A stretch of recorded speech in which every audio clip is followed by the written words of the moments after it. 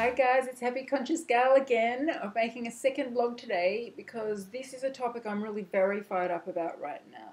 It's not a pleasant topic, but it's a very real topic. I want to speak about the HCG haters who are out there. And I know that some of you are encountering them just like I have been. So the reason I'm making this video is that I joined my fitness pal recently, about a week ago, and it's been fantastic. There's an amazing supportive community of people on there, and I couldn't see a HCG group on there, so I tried to set up a group. And as soon as I set it up, within a couple of hours, I got a really abusive email from someone on there, all about how HCG is a scam, and you're starving yourself, and you shouldn't be deceiving people, and all this stuff. It was really quite revolting.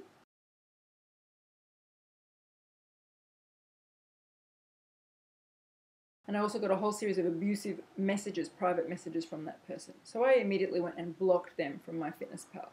I then found out that a whole bunch of other people in the HCG community were starting to get messages from this person. And then today, when I was at the hairdressers, I was checking through my YouTubes and I saw some comments that someone had posted who was a HCG hater. Now they had a different name, but I can only assume it's the same person using a different name. In any case, very vitriolic, vicious remarks saying you look really gaunt and unhealthy and malnourished in your videos, which obviously I don't. I mean, I don't look malnourished, I look normal. But it was extreme. And, saying it's a scam, and it's a fraud, and you're deceiving people, and all this bullshit, really.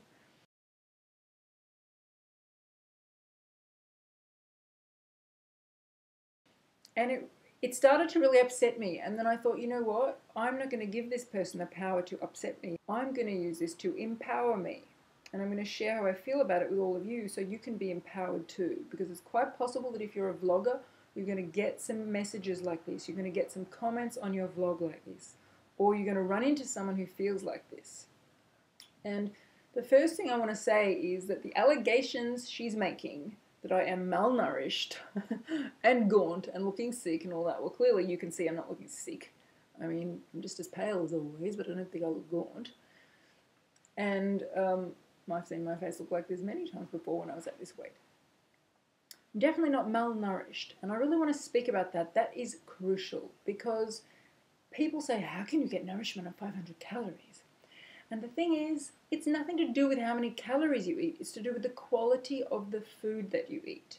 There are plenty of people in our supermarket mainstream culture who are eating 2,000 calories a day or 5,000 calories a day, some of them who are overeaters, and none of it has any nutrition in it. It's all empty fake food full of additives that you buy in supermarkets. There's nothing real in it. There's no nutrition in it.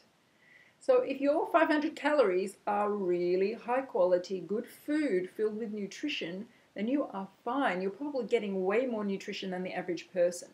And what I'm noticing in a lot of people who are doing HCG is they're using it as a chance to shift their relationship with food. So they're starting to eat healthy food. And for me, knowing I can only have 500 calories, I'm making sure every single calorie has the maximum nutritional content in it. So if you're going to eat meat on HCG, eat organic, good quality meat. Don't eat crap from the supermarket. If you're going to eat fish, don't eat farmed fish. Eat wild fish. Eat organic fish. If you're going to eat vegetables, don't cook them. You're going to destroy all the enzymes. Eat your cucumber raw. And make sure you buy your vegetables and fruit from somewhere organic. If your 500 calories are from high quality organic sources, you are probably getting way more nutrition than the person who wrote me that email, because she's probably a mainstream person eating crap. So that's the first thing I want to say about nutrition. It's complete rubbish. Secondly, she's talking about it being a starvation diet, which means she clearly does not understand how HCG works. HCG is releasing the stored fat from our abnormal fat cells in our body, which means energy is being released in our body. From what I've read, most people are having 2,000 to 3,000 calories circulating around their body as the HCG is releasing the fat, which means, plus you add your 500 calories of food, and the only reason you're having that is so you can get some high quality nutrition into you. So you've probably got more calories circulating in your blood than the average person who's just eating food all day. So the person who's written this is completely ill-informed. And that lets me to think that there's either two reasons for why this person has become a HCG hater. One is that they're a real person who's had personally a bad experience with HCG, which is possible.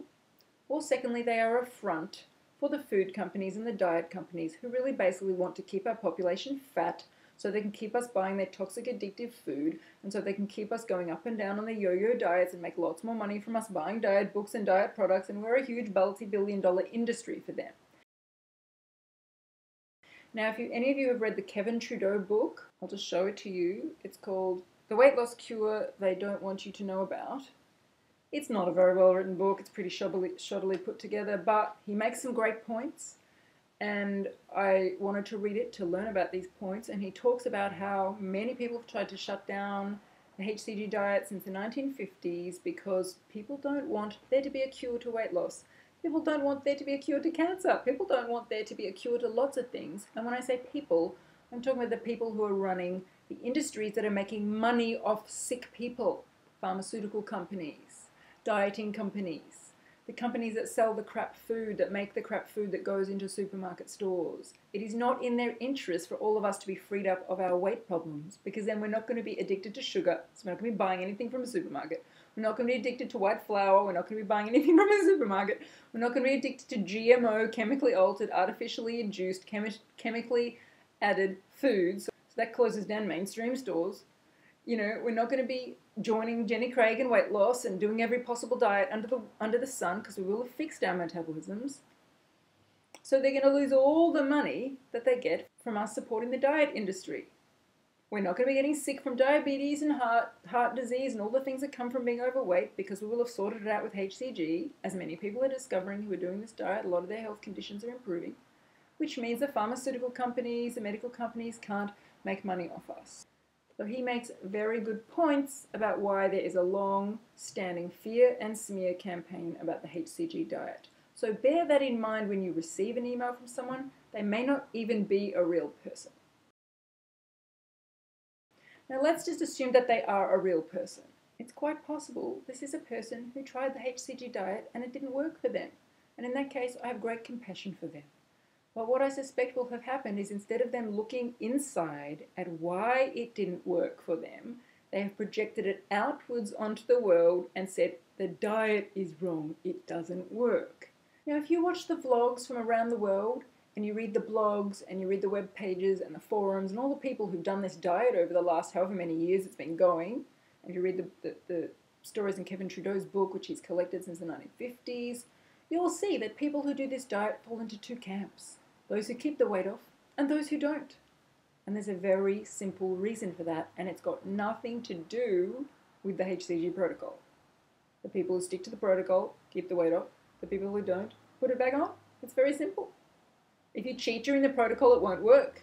If you don't follow P3 and you eat sugar and carbs, you won't stabilize. The weight won't stay off.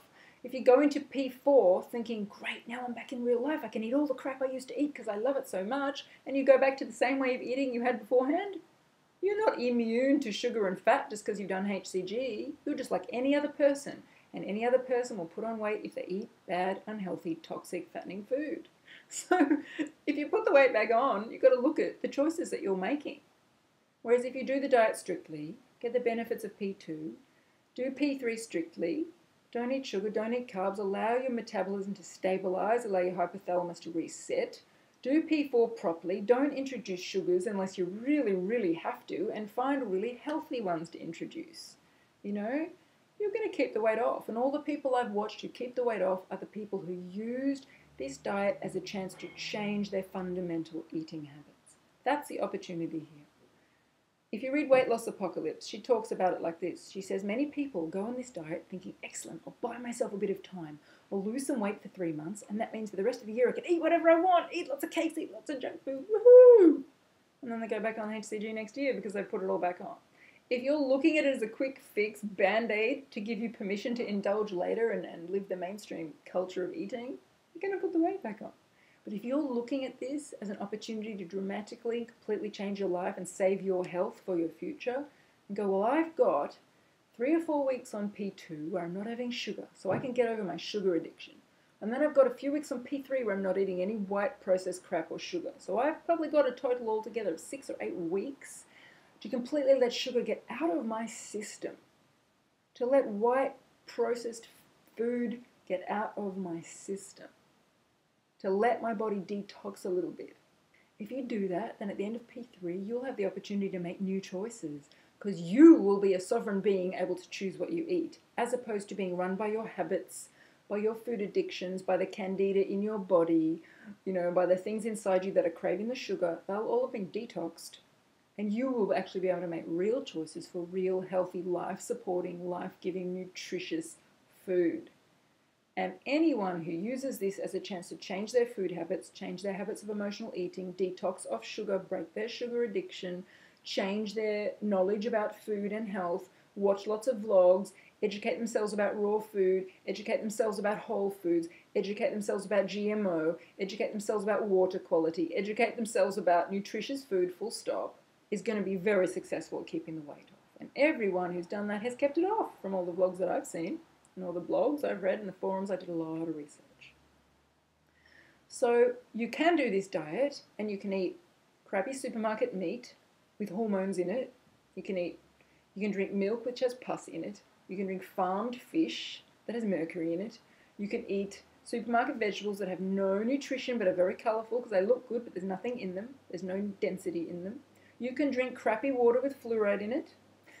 You can do all that, even sticking to the protocol, and yeah, you might be malnourished. You can cheat on the protocol. You can not follow P3 and not stabilize. Yeah, you might put the weight back on. You can go into P4 thinking, woohoo, I can eat whatever I want, and go back to eating toxic food again, and you put the weight back on. It's really about you. It's not about the HCG protocol. By the way, this same distinction about choice applies to any diet. People talk about low-carb diets as being healthy or unhealthy. You can do a low-carb diet in a way that's extremely unhealthy or a way that's extremely healthy. If you go, okay, I'm cutting out carbs, so that means I'm going to eat bacon for breakfast and cheese for lunch and full cream milk for dinner and, high-fat meats, and everything cooked and boiled and bought from the supermarket, no nutrition, I'm going to buy GMO. You can do a low-carb diet in an extremely unhealthy way, or you can do a low-carb diet in an incredibly healthy way. If you've ever read any books by Leslie Kenton or people like that, they write how to do low-carb diets using totally organic raw foods and high-quality proteins and great fish and quinoa and all sorts of amazing fats like avocados and coconut oil. You can lose the exact same amount of weight both ways, but one way you'll end up with cancer and one way you'll end up very healthy. It's very simple. It's about our choices. It's got nothing to do with the diet. It's about you and how you live your life and your choices. For example, in the Kevin Trudeau book, he encourages you to do a detox before you do HCG, so that when the fat is released from your cells, there won't be so much toxins coming out. Now, most people skip that because they just want to get to the band-aid of the weight loss. They don't want to change their lifestyle. I was in an unlucky position that I had already done a 28-day very intensive detox before HCG, before I even knew I was going to do HCG. And I got rid of a huge amount of toxic stuff from my body. And that has meant that on this protocol I'm doing HCG, I have had no headaches, I have had no detox symptoms, I haven't had bad breath, I haven't had all the stuff that you would get if you did a detox, because I've already done my detox. And I also spent the last 12 months eating huge amounts of raw food, green smoothies, superfoods, coconut oil, avocados, excellent organic vegetables, taking supplements, taking minerals, doing green powders, doing chlorella, doing coriander oil, doing every conceivable thing you can do to give yourself maximum nutrition, which meant at the start of the protocol, my body was very full with minerals. So 6 weeks of 500 calories is not going to make a dent in my nutrition. But if you're someone who spent your whole life eating toxic GMO, chemical-filled, additive-filled supermarket food, and then you go and eat 500 calories for 3 or 4 weeks, you may end up a bit malnourished. You may be mineral low. Your hair may fall out. And I feel very sad for this HCG hater if that was her experience. But she has no one to blame but herself. I know that sounds harsh, but there's nothing wrong with the diet. The diet works. You've all seen the videos of people who kept their weight off, who are very healthy now, because they've used it as an opportunity to learn how to be healthy. So I just want to drum that in because her email just made me furious with passion.